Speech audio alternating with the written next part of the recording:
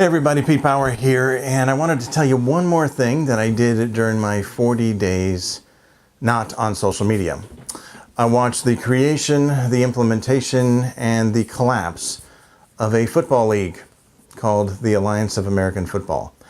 Also in that time, I watched the Tampa Bay Lightning become historic for two reasons. The first is they were tied the best record in NHL history for the regular season. First team ever to do that under the salary cap, and then watch them get swept, which was also the first time that someone who'd had the best record ever got swept in the first round. So they were the best team in NHL history and the biggest choker. So that was neat. That all happened in about a week. But during my 40 days, there was a thing called the Alliance of American Football, and it was very much similar to the United States Football League. Now, back in the early 80s, I grew up in Tampa Bay, and back in the early 80s, the Tampa Bay Buccaneers were horrible. They've kind of recaptured that, but they were horrible in the 80s. And so then came the United States Football League and the Tampa Bay Bandits. Now, the United States Football League was a cool idea. It was spring football. It was designed to be in major markets and smaller markets, medium-sized markets like Birmingham, Orlando, Memphis, San Antonio, places like that, and as well as bigger markets like Tampa Bay, Chicago, Miami, things like that. So they did a lot of things well, the United States Football League. They lasted from 83 to 85. And what ended up happening was each team was owned individually. They were going to draft players that were regional players so that people locally would like them. And for the Tampa Bay area at the time, it was really pretty awesome because this is before baseball in Florida. Regular season, professional baseball, not spring training, before any hockey was in Florida and before Jacksonville had a football team. So there was just the Bucks and the Dolphins, and that was it. There was no Orlando Magic or Miami Heat at this time either. So there was a prime opportunity for football. So it existed. Each team, as I said, was owned individually. Some markets did better than others. In their third year, a very young, successful multi-millionaire bought one of the teams and then decided that instead of being a spring league, they should change their focus, become a fall league, and compete with the NFL. They ended up failing at that. They won an antitrust lawsuit, the United States Football League did, but they didn't get any money out of it, so they ended up collapsing. And that young, brash owner was Donald Trump.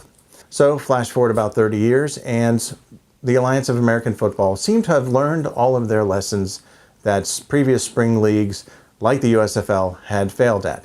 The league owned all the teams. Everyone got paid the same.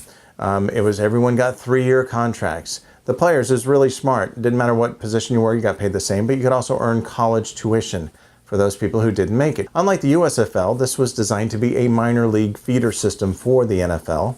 It was designed and created by ex-NFL players and management, and they got contracts with the NFL Network. They designed it specifically to play right after the Super Bowl and to end right before the draft so that it wouldn't compete with the NFL at all. Now, I love football and I love underdog stories, so I loved watching the AAF. I actually recorded all their games and watched them, all of them. According to stories, the original financier did not bring all the money that was required, so they had to go out and get another one. So they got, see if this sounds familiar, a young, brash multimillionaire who, in this case, was a tech guy, who ended up buying into the league, giving him $250 million, which would make him last about 5 years. But because the league owned all the teams and he brought in all the money, he basically owned the whole league. He ran it, became the chairman, and midway through the first season, he decided that, see if this sounds familiar, to change the focus of the league, and instead wanted to get active NFL players off of practice squads onto their teams right away. I don't know how that would have changed the finances, but the product was good. It was getting better. The fan bases were growing.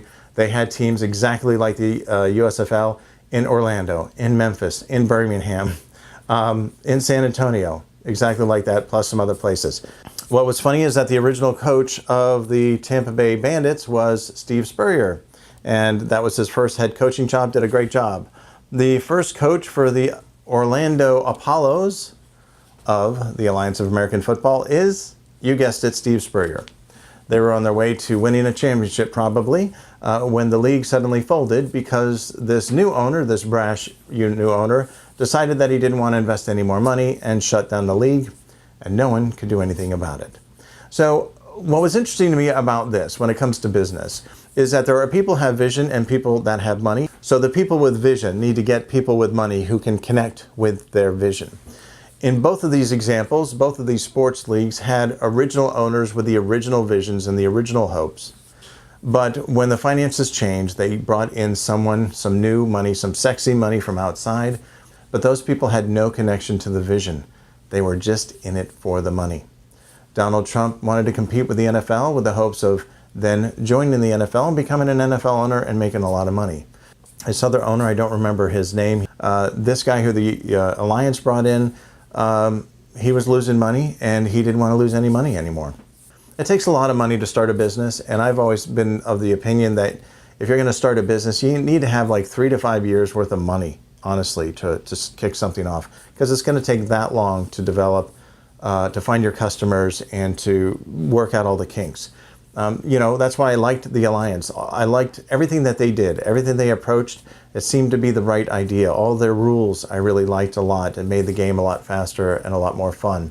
It was nice to see players develop over time, and I was really looking forward to seeing who was going to get there and make it to the NFL from there, like Kurt Warner and Adam Vinatieri did with the NFL Europe when that was a minor league feeder system for the NFL back in the 90s.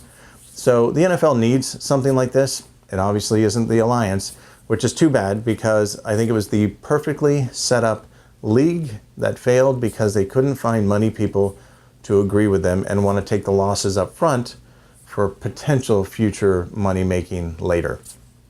That's always a risk when you're running a business. And I think for me, as a football fan, I was sad, but for me as a entrepreneur, that was a very good lesson to learn, is that if you need money, make sure it's the right money, or it may end up costing you everything. Anyway, I just wanted to share that with you, and we'll see you guys next time.